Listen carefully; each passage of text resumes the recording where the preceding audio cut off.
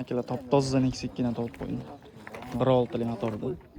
Ko'rib baho berib qo'yinglar. Metanli sinfga qilingan gidravlik rul, akkumulyator holatlari. 2010-yilda ishlab chiqarilgan ekan. Bir tomchi kraskasi yo'q ekan. Umuman chok-pok yo'q. Balon holatlari. Lux salon. Bolik chexollar qilingan Lacetti bor. Zavodskiy magnitofon. 517 ming probeg ekan.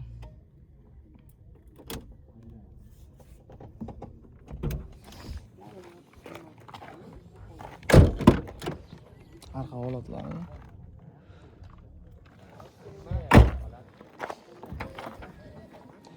Bagaj holatlari.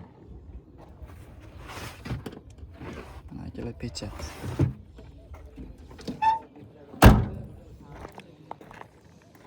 Kraskalar toza ekan. Motor hadovalarda umuman shu yo'q ekan. 4200 baholashyapti. Sunnatga o'tib beriladi. Past nomer qog'oziga ketaman. Men aloqaga chiqarasizlar akalar.